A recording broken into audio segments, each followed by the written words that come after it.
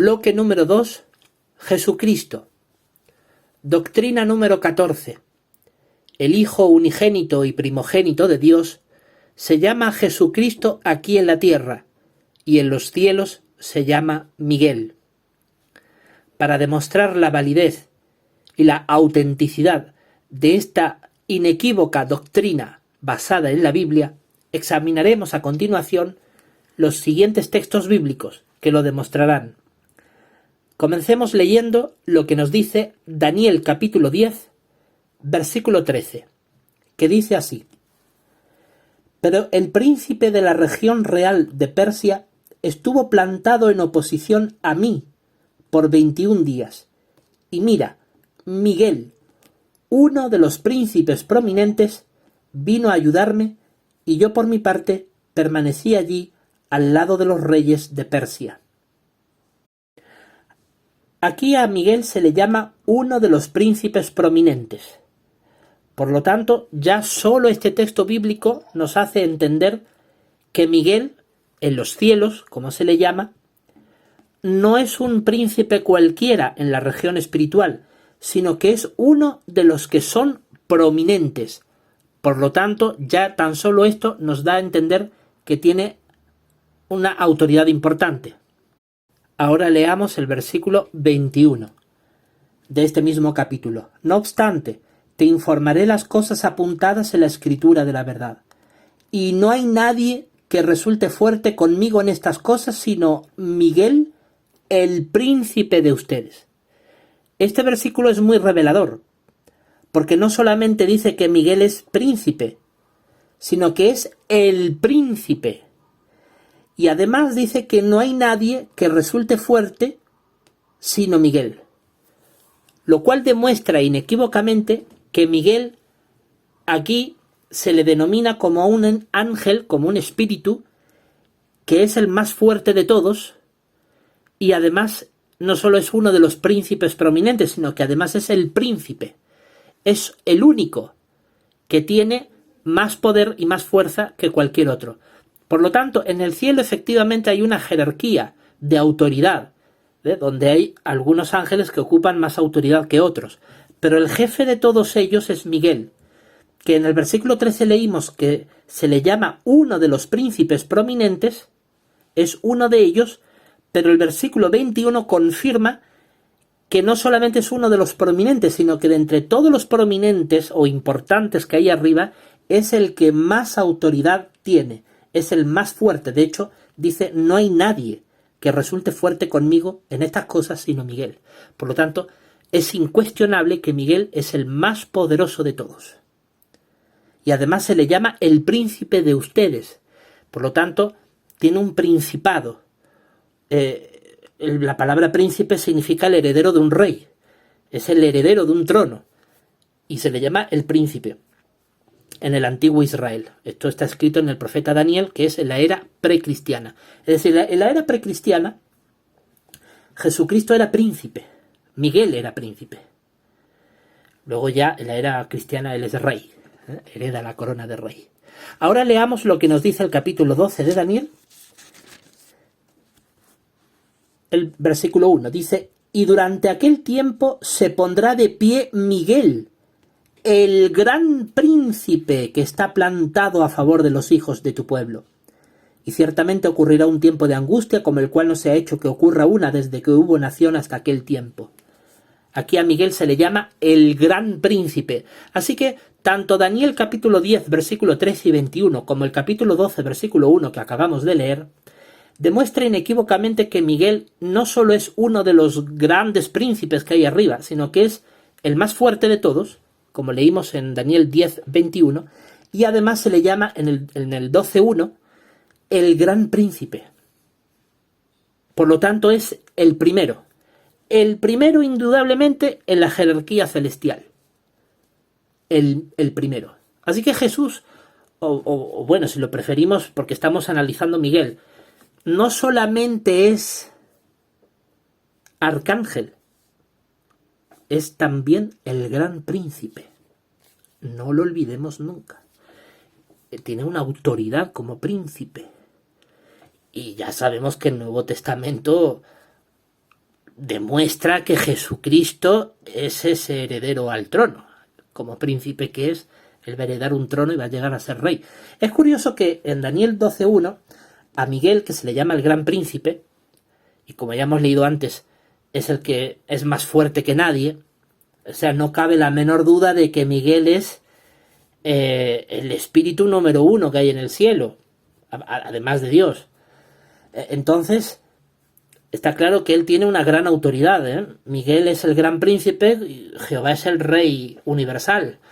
Entonces, Miguel dice aquí en Daniel 12:1 que está plantado a favor del pueblo de Dios, y en el tiempo en que él ejerce esa autoridad sobre su pueblo, o a favor de su pueblo, dice que se producirá un tiempo de angustia como el cual no ha ocurrido una desde que hubo nación hasta aquel tiempo. Esto nos hace recordar lo que leemos en Mateo capítulo 24, versículo 30 y 31, cuando se habla de la gran tribulación, en el que Jesús tiene un papel protagónico, porque él vendrá en calidad de rey a juzgar a las naciones. Tan solo por eso ya se demuestra que Jesucristo es Miguel. De tan solamente por ese versículo bíblico. Ya los apóstatas pueden regurgitar su espuma por la boca, vomitar su odio contra esta preciosa verdad bíblica, pero no nos interesa. Hay que dejarlos a ellos con sus posesiones diabólicas, con su odio furibundo a la Sagrada Escritura, porque ellos jamás van a aceptar las verdades bíblicas. Ellos están bajo el control de Satanás, el diablo, que fue quien engañó a nuestra primera madre, que era Eva, en el paraíso. No olvidemos nunca eso. Pero si nosotros amamos a Dios, inexorablemente tenemos que aceptar esta profunda verdad bíblica, de que el Hijo unigénito y primogénito de Dios, que aquí en la tierra se le conocía como Jesucristo, en los cielos se le llama Miguel. Eso es una verdad bíblica profundamente basada en la Sagrada Escritura, como estamos demostrando.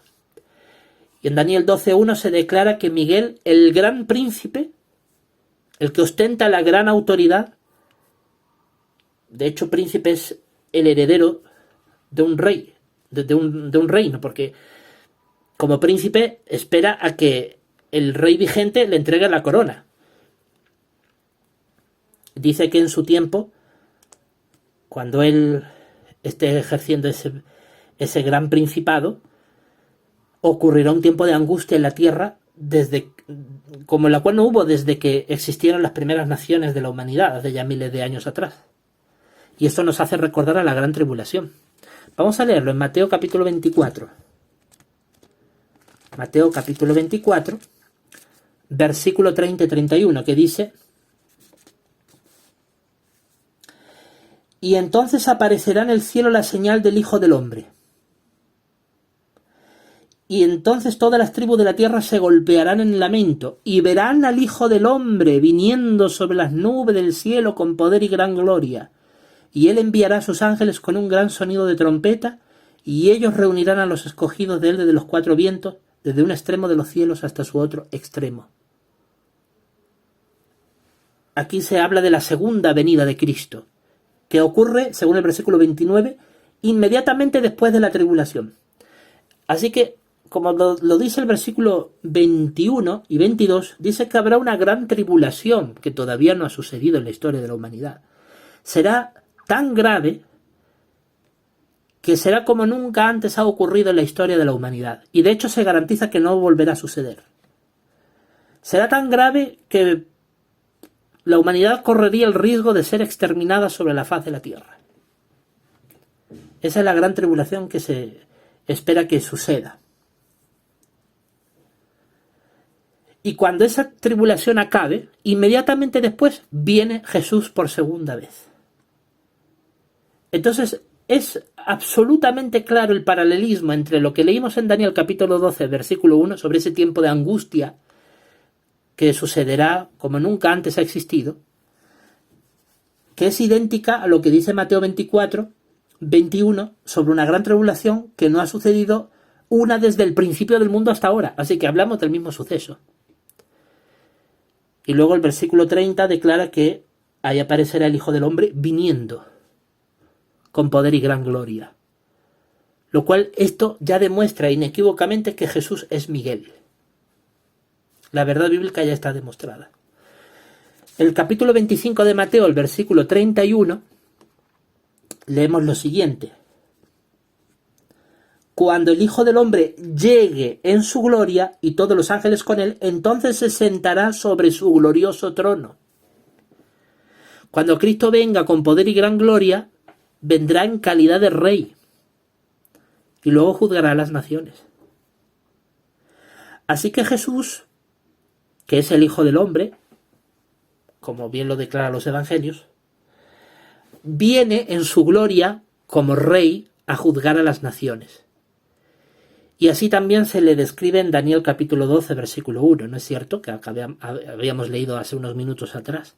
Jesús, como el gran príncipe a favor de los hijos de su pueblo, se levanta en favor del pueblo de Dios para protegerlo de la gran tribulación que está próxima a estallar.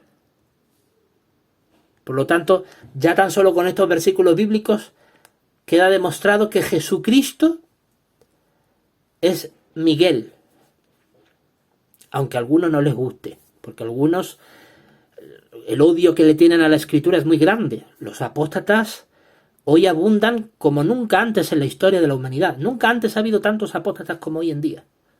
Hoy se cuentan por cientos de millones. Y por eso a la humanidad la tienen tan extraviada, tan engañada. La humanidad hoy está hundida en prácticas abominables y detestables que Jehová odia profundamente y la están condenando a la destrucción eterna. Pero los que tenemos perspicacia de la palabra de Dios, nos alimentamos de sus verdades inspiradas por Dios, sabemos que los pecados graves nos condenan a la destrucción. Y un pecado muy grave es no aceptar las verdades bíblicas, como esta, de que Jesús es Miguel, como bien lo declara la Escritura, como lo estamos examinando ahora mismo. Pero hay más pruebas bíblicas. Examinemos ahora Lucas capítulo 1, versículo 31. Lucas capítulo 1. Lucas capítulo 1, versículo 31. Y mira, concebirás en tu matriz y darás a luz un hijo, y has de ponerle por nombre Jesús. Así que aquí en la tierra, al Hijo de Dios se le llama Jesús o Jesucristo. Así ya estaba establecido desde los cielos, que eso debía de ser así, porque así se lo confirmó el ángel a María. Le dice, el hijo que vas a dar a luz, debes de llamarlo por nombre Jesús. Así que aquí en la tierra lo conocemos como Jesucristo. Por eso para algunos es muy extraño que a Jesús arriba se le llame Miguel. Bueno, eso enseña la Escritura. Pero eso no le resta importancia a que efectivamente a Jesús entre nosotros aquí en la tierra se le llama Miguel. Perdón, Jesucristo. Aquí se le llama Jesucristo, aunque en los cielos se le llame Miguel. Lo que pasa es que Jesús y Miguel significan lo mismo, para el que no lo sepa. ¿Quién es como Dios? Algunos creen que tienen distintos significados, significan lo mismo. Ahora leamos Juan capítulo 1, versículo 1. Y aquí nos dice la Escritura lo siguiente, en Juan capítulo 1, versículo 1. En el principio la palabra era, y la palabra estaba con Dios, y la palabra era un Dios. Aquí a Jesús se le llama la palabra. Y dice que la palabra estaba con Dios. Es decir, Jesús no es Dios, sino que estaba con Dios. Dos personas diferentes, pero juntas. Y la palabra era un Dios. Jesús, en su carácter divino, se le conoce como la palabra. Pero es curioso porque no se le dice el Dios verdadero. La Biblia es muy clara. Cuando habla de Jehová o del Dios Padre, es muy clara. El único Dios verdadero, el Todopoderoso. Es muy clara para designarlo con esos títulos insuperables, porque son de los más altos grados que puede haber. Pero a Jesús se le llama la palabra. ¿La palabra de quién? La palabra de Dios. Jesús habla lo que su Padre habla. El versículo 14 dice: de modo que la palabra vino a ser carne y residió entre nosotros, y tuvimos una vista de su gloria, gloria como la que pertenece a un hijo unigénito de parte de un padre, y estaba lleno de bondad inmerecida y verdad. Entonces, Jesús vino a ser carne. La palabra de Dios, que era un Dios en los cielos, porque Jesús arriba es un espíritu, y todo lo que es espíritu tiene cualidad divina, porque Dios el Padre es un espíritu, pero Él vino a ser carne. Porque Él vino a la existencia de un ser humano, engendrado por la Virgen María. Nacido como un ser humano santo y perfecto, sin mácula, sin tacha alguna, libre de todo pecado. Y eso fue una gloria para quienes lo conocieron personalmente. Pero también para nosotros, que aunque no hemos podido conocer a Jesús personalmente, observamos su gloria a través de la Sagrada Escritura. Y esta gloria, dice aquí el Evangelio, que es la de un hijo unigénito. Por lo tanto, a Jesús se le llama la palabra y se le llama el hijo unigénito de Dios, que dice que estaba lleno de bondad inmerecida y de verdad. Así que a Jesús se le llama hijo unigénito y primogénito de Dios. Jesucristo aquí en la tierra, porque Él es la palabra que vino a llegar a ser carne. Así que la primera expresión de esta doctrina está fundamentada sólidamente en la Biblia. El hijo unigénito y primogénito de Dios se llama Jesucristo aquí en la tierra. Nadie puede objetar eso, ¿no es cierto? La palabra de Dios viene a ser carne. Ese es Jesucristo. Y se le llama hijo unigénito y primogénito de Dios. Ahora a Jesús en los cielos se le llama Miguel. Veamos cómo esto, aparte de los textos bíblicos que ya hemos leído y que lo han demostrado sobradamente, pero vamos a ver cómo esto también nos lo confirma. Primera Tesalonicenses capítulo 4 versículo 16. Leamos primera a Tesalonicenses, primera a los Tesalonicenses, el capítulo 4, primera Tesalonicenses capítulo 4 versículo 16 dice así: porque el Señor mismo descenderá del cielo con una llamada imperativa, con voz de arcángel y con trompeta de Dios, y los que están muertos en unión con Cristo se levantarán primero. Y el 17, después nosotros los vivientes que sobrevivamos seremos arrebatados juntamente con ellos, en nubes al encuentro del Señor en el aire, y así siempre estaremos con el Señor. Nuestro Señor Jesucristo, en unión con Cristo, dice el versículo 16, resucitarán aquellos ungidos que han muerto a lo largo de la historia. Todos los santos que han sido escogidos en estos siglos pasados, todos ellos que murieron en unión con Cristo, porque eran ungidos, se levantarán primero. Dice que el Señor descenderá del cielo con una llamada imperativa. Esto ocurrió especialmente desde el año 1918 hasta comienzo de 1925, cuando se cumplieron los 1290 y los 1335 días del capítulo 12 de Daniel. Pero eso es otra doctrina a analizar. Pero fue durante esos años que se cumplió Primera Tesalonicenses 4:16. Fue durante los primeros años de la parusía de Cristo, de la presencia de Cristo, después de que Cristo y sus ángeles expulsaron de los cielos a Satanás y sus demonios, después de que eso sucedió, Jesucristo descendió del cielo con llamada imperativa, con voz de arcángel y con trompeta de Dios, y resucitó a todos aquellos ungidos que se habían dormido en la muerte. Después dice nosotros, los vivientes, nosotros, los que estamos vivos ahora, que sobrevivamos, los vivientes que sobrevivamos.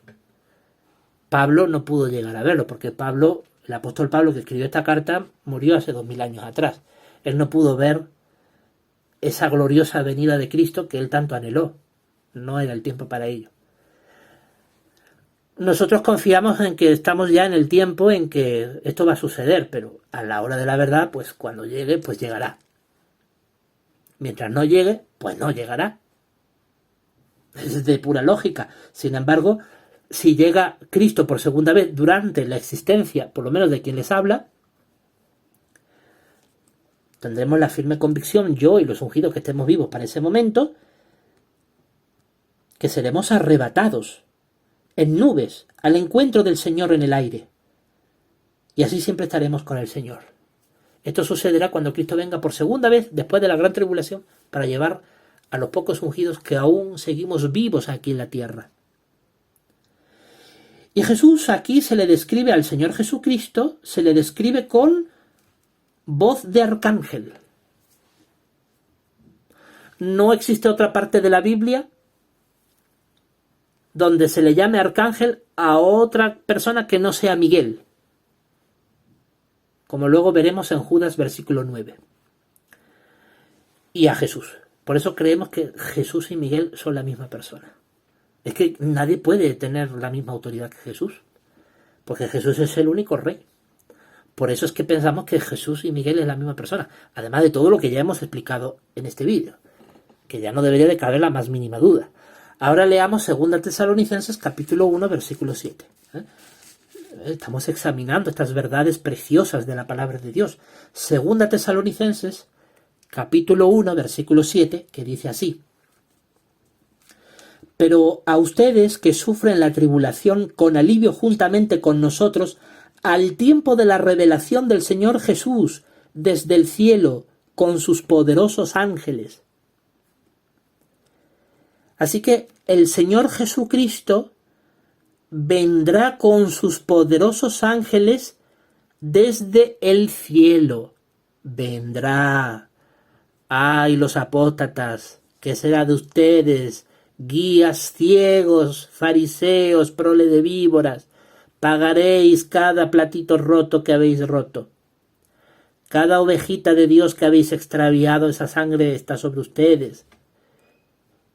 Y ahí cuando Cristo venga con poder y gran gloria, va a traer alivio a los que hemos sido perseguidos, hostigados, maltratados. Y tendremos el alivio de esa tribulación que la sufrimos hasta el día de hoy. Cuando Jesús venga con poder y gran gloria con sus ángeles. Así que es Jesús el que va a venir. Por lo tanto, cuando leímos en 1 Tesalonicenses 4, versículo 17, que estaremos con el Señor cuando Él venga, ese Señor es Jesús, que va a traer alivio cuando Él sea revelado, después de la gran tribulación, cuando venga por segunda vez. Ahora leamos Judas, versículo 9. Aquí leemos: pero cuando Miguel el arcángel tuvo una diferencia con el diablo y disputaba acerca del cuerpo de Moisés, no se atrevió a llevar un juicio contra él en términos injuriosos, sino que dijo: que Jehová te reprenda. Aquí a Miguel se le llama el arcángel. Bueno, ya habíamos leído en 1 Tesalonicenses 4:16 que al Señor Jesús se le llama con voz de, se le denomina que tiene voz de arcángel.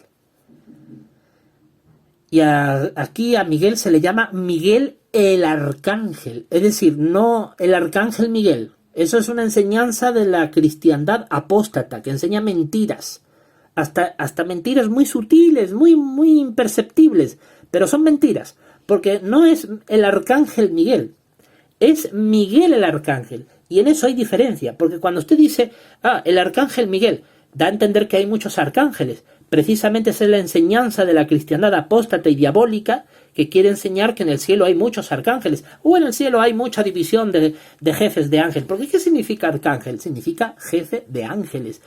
Según la cristiandad apóstata, arriba hay muchos jefes de ángeles, claro. El comando supremo de las fuerzas celestiales está dividido, según ellos. Eso no enseña la Escritura. La Escritura es categórica y clara cuando dice Miguel el arcángel. Solo uno ostenta esa autoridad de arcángel y ese se llama Miguel en los cielos, Jesucristo aquí en la tierra. Más claro imposible. Ahora leamos cómo eso también lo confirma la palabra inspirada de Dios, que nunca se equivoca, que nunca se contradice, aunque a los apóstatas esto les duela. Apocalipsis capítulo 12, versículo 7. Y estalló guerra en el cielo. Miguel y sus ángeles combatieron con el dragón, y el dragón y sus ángeles combatieron. Y aquí vemos solamente dos bandos. Dos bandos. El de Miguel y sus ángeles y el del diablo, el dragón y sus ángeles. O sea, los demonios. No vemos aquí, como dice la cristiandad apóstata, pone arcángeles hasta debajo de la alfombra. Si eso fuera así, pues habría simplemente una batalla entre una sección de ángeles fieles, mientras el resto de ángeles fieles se quedaron mirando, y luego Satanás y sus demonios. Eso no enseña la Escritura. Eso no enseña la Escritura. La Escritura dice que hubo guerra en el cielo. La guerra se desató en todo el cielo y se dividió en dos bandos, los que sirven a Dios bajo el mando de Miguel y los que sirven a Satanás. Y bueno, Miguel el arcángel. ¿Quién es Miguel el arcángel? El Señor Jesús, que tiene voz de arcángel, como dice 1 Tesalonicenses 4:16. Si es que está muy claro.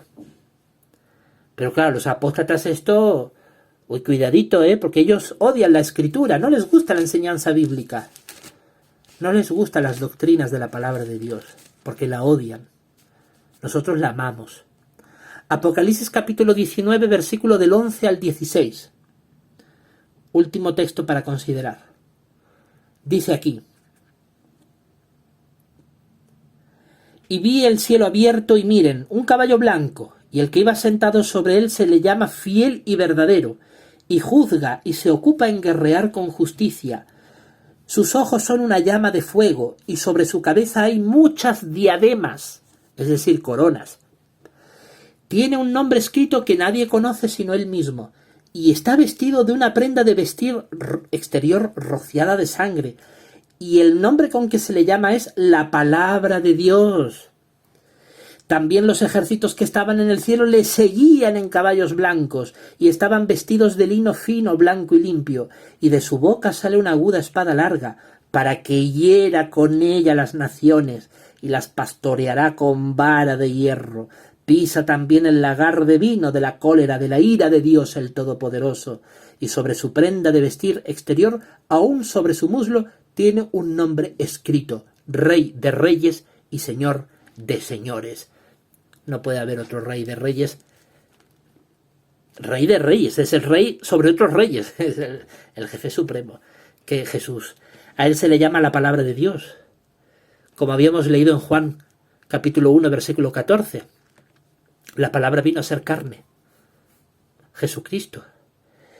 Y a él la palabra de Dios, a Jesús, aquí, a Jesucristo, se le dice que tiene sobre su cabeza muchas diademas, tiene muchas coronas. Dice que guerrea con justicia, que es fiel y verdadero. Y además dice que su prenda de vestir exterior, según el versículo 13, está rociada de sangre, de su propia sangre, porque Cristo es el Redentor, el Salvador, el caudillo, el Rey de Reyes, el Señor de Señores. Y dice que a él, dice el 14, los ejércitos que estaban en el cielo le seguían. Entonces vemos claramente que a Jesús se le llama Miguel y también se le describe que los ángeles le siguen. Así que la prueba es indiscutida. Jesús es Miguel. Con toda esta evidencia bíblica, no cabe la menor duda, la más mínima duda, de que Jesucristo es Miguel. Y ya los apóstatas pueden decir lo que quieran, pero toda esta evidencia bíblica demuestra la profunda validez de esta doctrina bíblica, de la cual la congregación cristiana teócrata se siente digna de creer y defender. El Hijo unigénito y primogénito de Dios se llama Jesucristo aquí en la tierra y en los cielos se le llama Miguel.